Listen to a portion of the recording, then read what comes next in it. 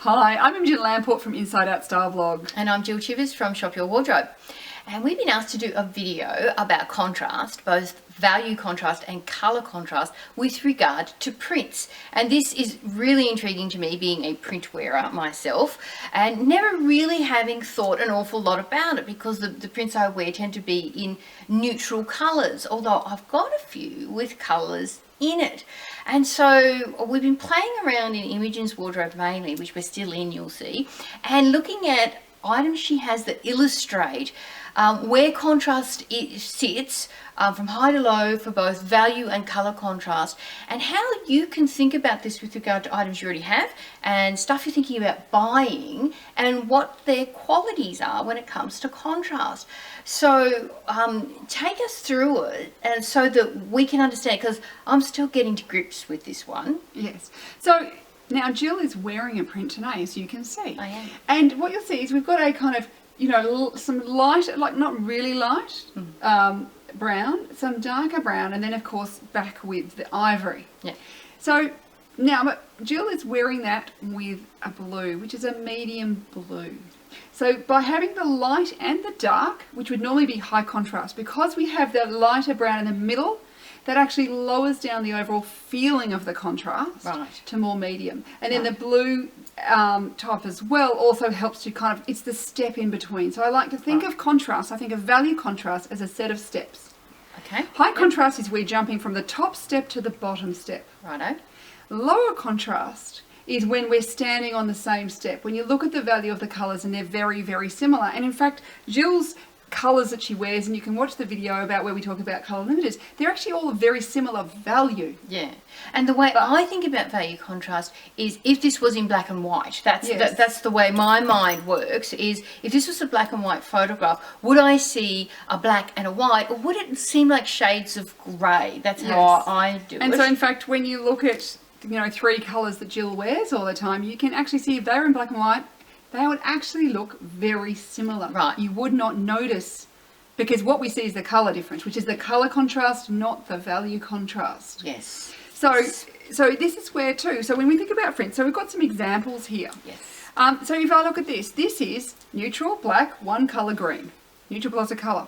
Right. So it's one colour as far as the colour contrast goes. Right. But now the green is a medium to almost slightly darker green, and then we've got the black, so that makes it a medium contrast in value. Right. So it's not so really we're jumping from the black. Top step to two steps down. No, we're just going one step down. One step we down. are walking down one step. So medium contrast is when we are walking down a step rather than jumping from the top to the bottom. Okay. Right. So here I have another kind of pattern shirt, and what it has is it's got a couple of shades of blue. Now, without this piping around the neckline, it wouldn't feel, so that piping versus the white, which is a dark navy, feels actually quite a high contrast. Yeah. But because we've got these multiple blues, which is a monochromatic colour scheme, so that's a fairly low contrast pattern because it's shades of one colour. Yeah. It's not blue with pink. Yes. But it's kind of in the medium high contrast, but because it's got that medium blue in the between, but it's in small amounts, so it's probably medium high value contrast if you were looking at it. So if this was value contrast, we were moving from the top step. How many steps are we going down? We're doing all steps. Okay, so we're going all the way down. But we are walking down them. Right. But we're kind of skipping over the second one fairly quickly. We're not leaping. We're not leaping, but we're skipping. Okay, something has just clicked for me there. In that the blues are what's taking us down the stairs. Yes. Versus this is pure high contrast. Yeah, we have jumped from the top step to the bottom There's step. nothing in the middle. There is nothing in the middle. So this is true high value contrast. Right. But colour contrast wise, completely low. It's completely neutral. So there is no colour contrast. So it's completely achromatic. So black and white have no chroma, which is achromatic. Yeah.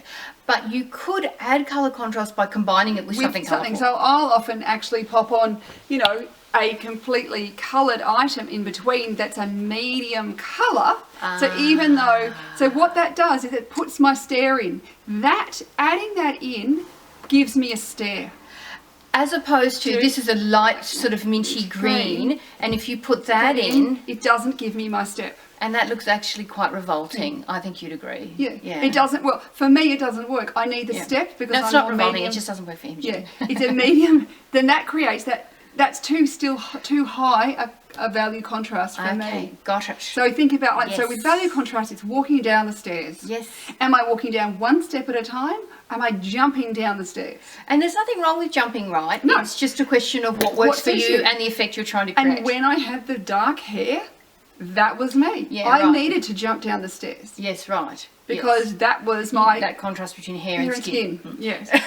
So then here we have a black and white, but because it's got shades of grey in the middle, Yes. it actually comes down to It's more. quite blendy. It's It quite is. blendy. So if you look at a print and you feel it's quite blendy, even if there's light and dark elements, Yeah. it acts as a medium. Right.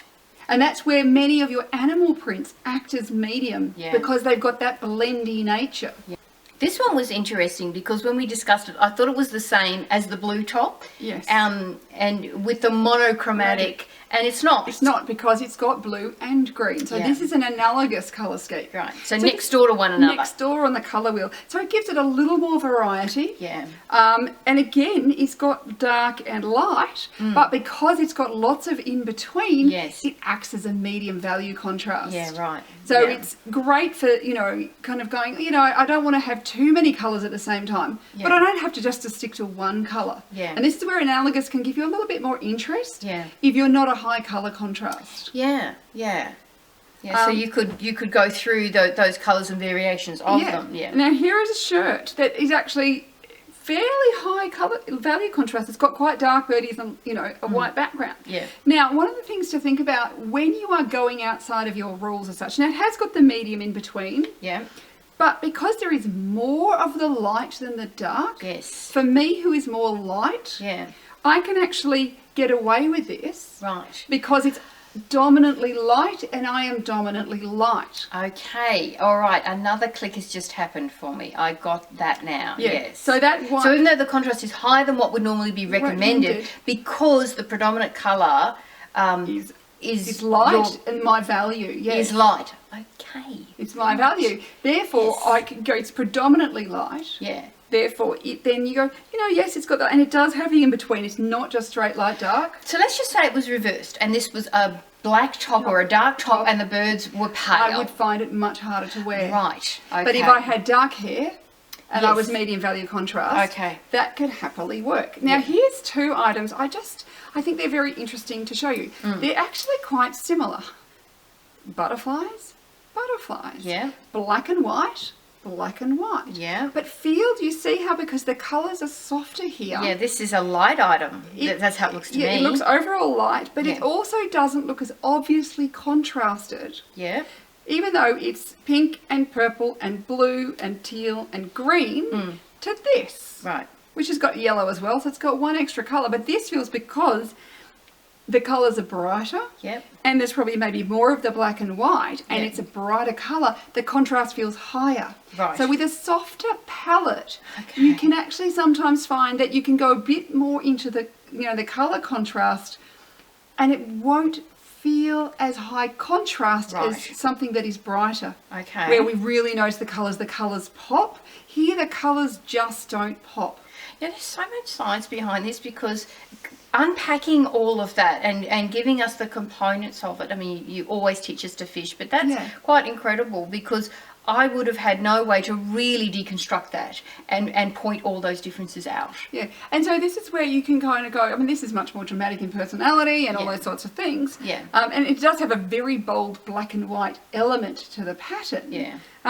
But it is that sort of thing where, it's brighter, it's more out there. Again, it's still more medium. It can work as a medium because I have that medium colour, particularly if I pair it also with something else that's in it that's a medium. It's going to kind of reduce that feeling of contrast so I don't look overwhelmed by the pattern. Right, right. As opposed to if you wore that with a white jacket or a black one. jacket. Right. That would be harder. I'm getting it. I can learn. Yes. Okay, right. So that's, Oh, let's talk about this one. I picked this out of Imogen's wardrobe immediately. I mean, We should take a photo and stick it up. It's so funky. This is a Yes. gorgeous item of clothing. So yeah, so this is a high colour contrast. We've got multiple colours. They're very different from each other on the colour wheel.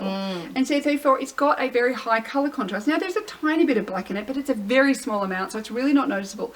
What you notice is the difference between the light background and the medium colours. Yeah. So therefore it's kind of more medium value, but very high colour contrast. Yeah, the colour contrast to me is what is the most obvious thing about this garment. It's what you notice first. So when you're thinking, is it colour or value contrast, it's what do you notice first? Yeah. Do I notice the value first? Do I notice the colour first? Yeah. And of course, Jill has her own beautiful kimono here. Yes. Which has got, quite a number. It's got blue, it's got the orange, it's got the yellow. So we've got a number of colours in it. It's also got the almost black and white. But because, again, it's very blendy. Yeah. It's got the high colour contrast that Jill needs. Yeah. But it's got that blendy feeling so that high value is not wearing Jill, and she looks incredibly gorgeous in this. Yeah.